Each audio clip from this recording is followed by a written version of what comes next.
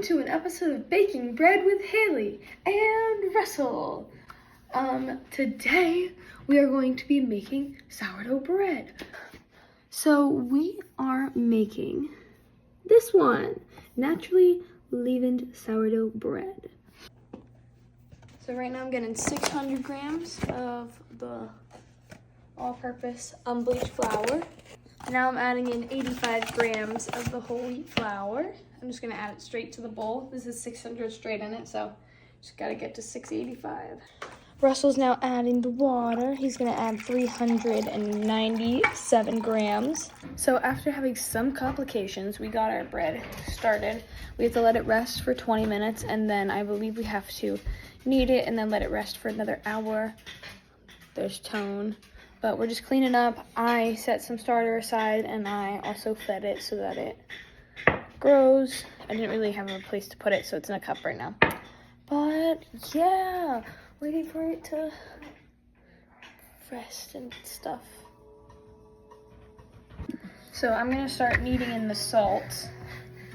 It's an interesting texture, but it wants me to knead in the salt, which Russell is currently scooping up, but just trying to make it a nice cohesive dough. So we now have it all kneaded up. It's in a ball. We're gonna let this rest for an hour, and then I believe we're gonna knead it some more. So now the next step, now that this has risen a little bit and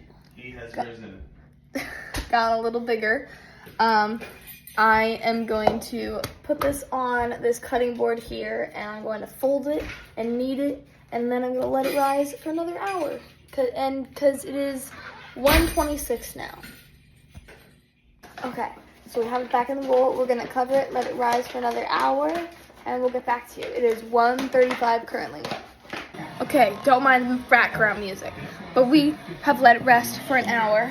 We now have to take it out. It says turn out the dough, and we have to divide it in half and then to put it into rounds, and then I believe rest for another hour. I have to double check on that, but that's what we're doing. It's currently 2:43. We're a little like 10 minutes late, but it's okay. Yeah. So we finished rolling them out. We separated them. They're under these towels, so we gotta wait 20 minutes. So we'll come back around like 3:05, and we're gonna roll these out again, and then we're gonna let them sit for 2.5 hours. So I took my bread out of that after that 20-minute sit. I'm re-rounding it up a little bit, and then I'm gonna put it into my floured towel bowl right here, pre-floured. Then I'm gonna let it sit for 2.5 hours, and then I think we're gonna bake. Okay, we are officially done resting for that 2.5 hours. I currently have one of the loaves right here. I still have to score the top. I do have the other in here.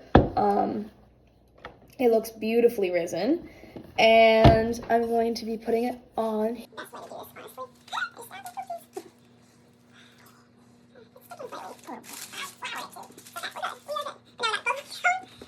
So I just did, you can't even see it correctly, but I did an H and I did an R in these for Haley and Russell, because we both made them. So why not? So we're going to pop that in the oven, and it said it'll take 30 to 45 minutes to bake, and then we'll have beautiful bread.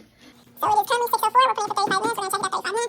Our bread is in there, yes. So it's only been, like 15 minutes? Yeah. 21 more? It looks crazy, I mean, the oven is making me cream, but oh my goodness! Bread is almost done. There's 8 minutes left, and they are looking so golden brown.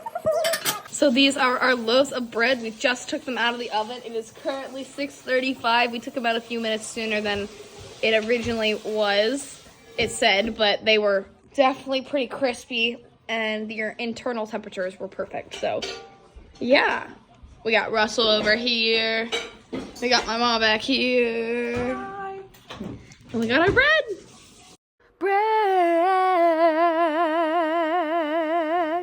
Okay, so now that the bread is done, I'm gonna cut it in half. I hope it's fully cooked in the middle. It looks pretty cooked. It feels pretty.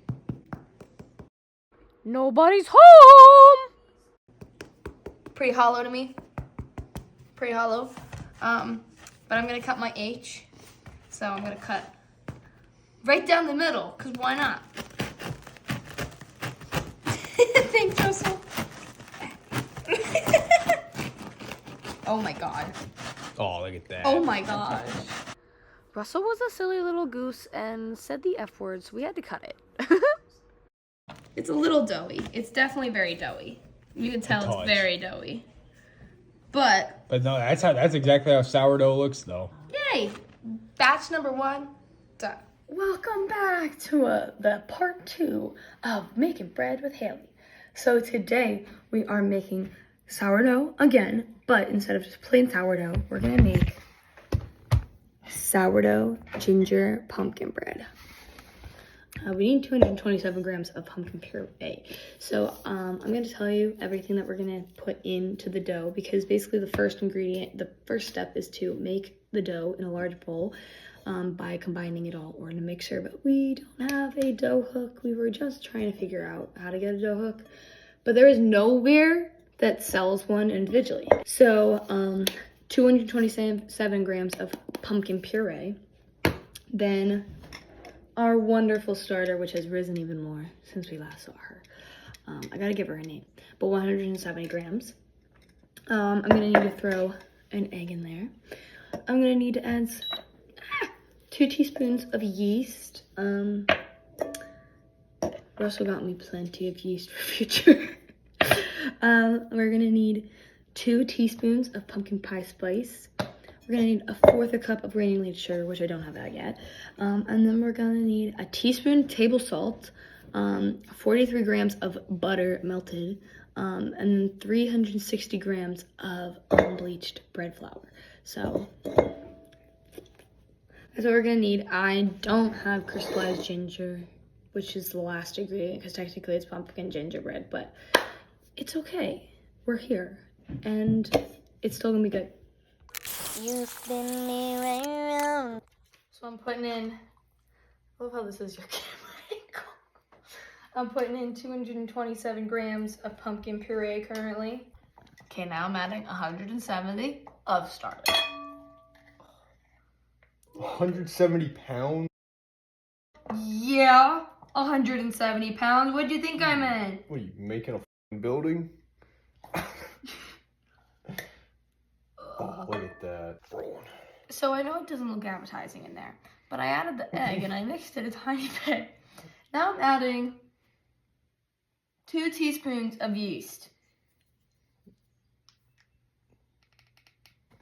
Okay, I mixed it up a little better and it looks a little better.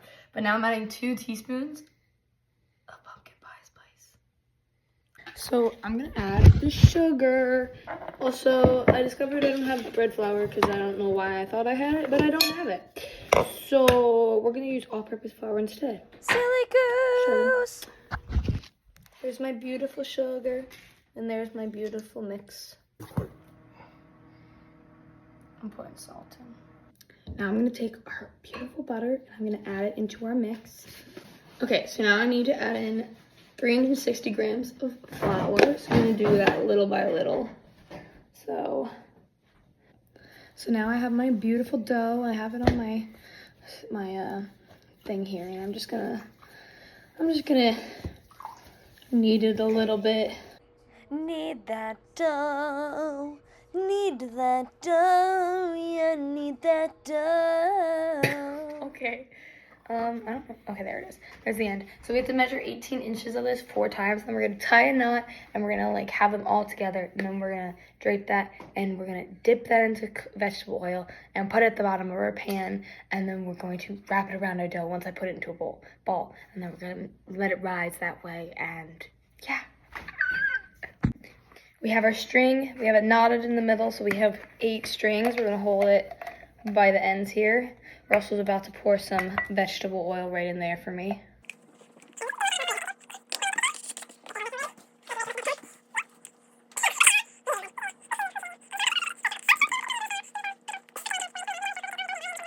Okay, so I just wrapped the strings around it, so it kind of looks like a pumpkin now. I'm going to leave it like this, and I'm going to let it rise for another hour and a half about. So it is currently 11 o'clock, so we're going to let this rise until about 12:15 or so, 12:30, so yeah. Okay, welcome back. So now we have our risen pumpkin. It looks so good. We have to put an egg wash on it, and then we're gonna cut slices along each of the different pieces. And then we're gonna bake it for 50 to 55 minutes. I look like a mess, I'm so sorry. But yeah. So this is our beautiful bread beforehand. We're gonna stick it in here. We're gonna let it bake for 35 minutes. Then we're gonna put aluminum foil over top of it. And then we're gonna let it sit for another like 10, 15.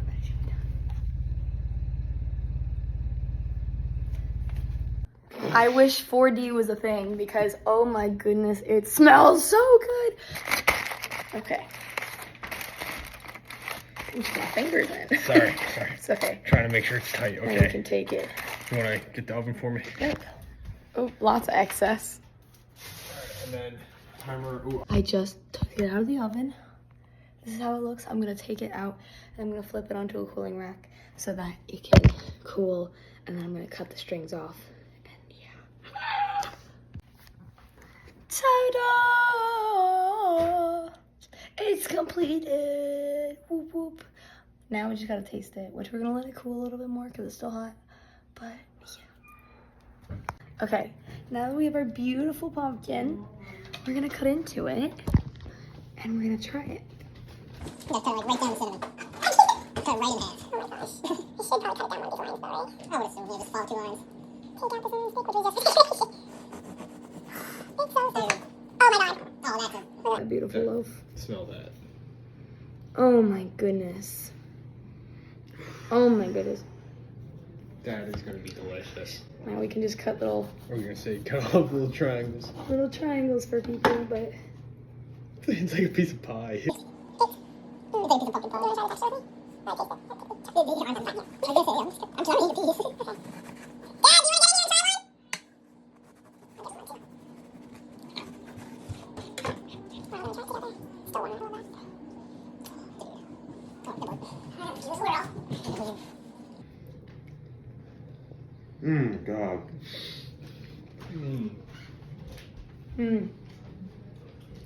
you want to get in here and try one?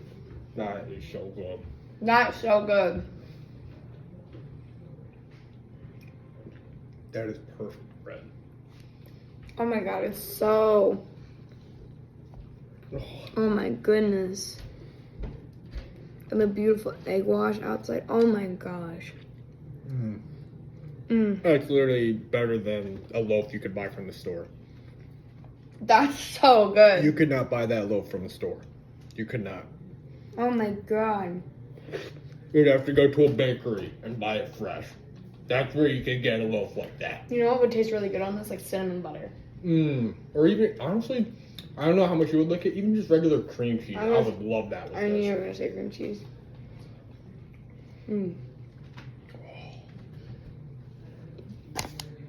Pumpkin bread.